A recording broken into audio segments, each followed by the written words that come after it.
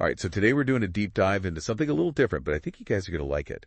We're tackling the self-help movement. Ooh, self-help. Very interesting. Yeah, but not just like your typical how to be happy stuff. We're looking at it through a more critical lens. Okay, I like where this is going. Yeah, so the book we're diving into is called I'm Dysfunctional, You're Dysfunctional by Wendy Kaminer. I've heard of that one. Pretty provocative title. Oh, it definitely is. And the book itself is just as sharp. Kaminer basically takes a scalpel to the entire self-help industry, especially those 12-step programs, Right. Like Alcoholics Anonymous and all that. Exactly. And it was published back in the 90s when self-help was booming. But what's kind of crazy is how relevant her arguments still are today.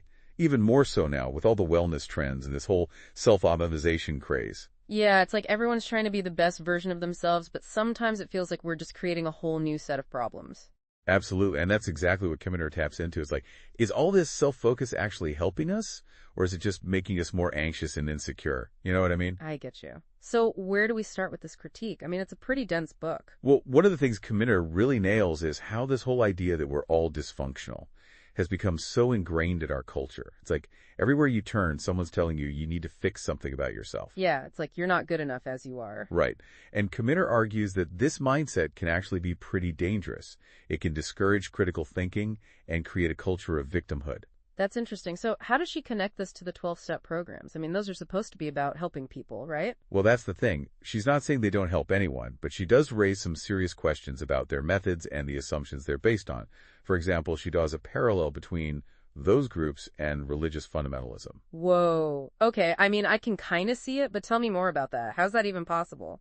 Well, she points out how both 12-step programs and certain religious groups use very similar language and concepts. Like they both emphasize surrendering to a higher power. Okay, yeah, I can see that. And they both talk about admitting you're powerless over something, right? Exactly. And Kaminer argues that this focus on unquestioning acceptance can actually prevent people from developing their own critical thinking skills and taking full responsibility for their actions. So it's like they're trading one kind of dependency for another. In a way, yeah. And it's not just about the language. She also critiques the whole structure of these programs, like how they often discourage dissent or questioning the program itself. Oh, I see. So if you challenge the group's beliefs, you're labeled as in denial or something like that. Right. It's like you have to buy into the whole system or you're out. And that can be really problematic, especially for people who are already struggling. And it kind of feeds into that victimhood mentality, right? If you're constantly being told you're powerless, you're less likely to try and change your situation. Exactly. And that's one of the biggest issues Kaminer has with the whole self-help movement. It's like it focuses so much on individual salvation that it completely ignores the larger social and political forces that are contributing to our problems. Yeah, like if everyone's so busy trying to fix themselves, who's going to fix the broken systems that are causing all this dysfunction in the first place? Precisely. And it's not just about 12-step programs. Kaminer goes after other big names in the self-help world too, like Norman Vincent Peale. Oh, the power of positive thinking guy. Yeah, him. And, while positive thinking can be a good thing, Kaminer argues that Peale's brand of it can be pretty toxic. How so? Well, she points out how this relentless focus on positivity can actually lead to people denying real problems and avoiding difficult emotions. It's like sweeping everything under the rug instead of dealing with it head on. So instead of acknowledging your struggles, you're just supposed to slap on a happy face and pretend everything's fine. Right. And Kaminer argues that this can actually be really harmful, both for individuals and for society as a whole. It's like putting a Band-Aid on a broken leg. Exactly.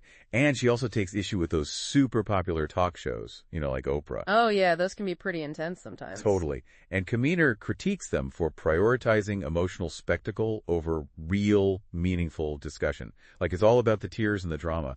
But do those shows actually offer any real solutions or insights? Not really. It's more about entertainment than anything else. Exactly. And Kaminer argues that these shows, while they might make us feel good in the moment, ultimately reinforce this idea that personal struggles are best solved through emotional catharsis rather than critical thinking and real action. So it's like we're being conditioned to believe that feeling better is the same as getting better. Yeah, and that's a dangerous illusion because it can prevent us from actually addressing the root causes of our problems. Right. So if we connect all this back to Kaminer's main argument, it seems like she's saying that this whole self-help movement, with its emphasis on individual dysfunction, is actually distracting us from the real issues at hand.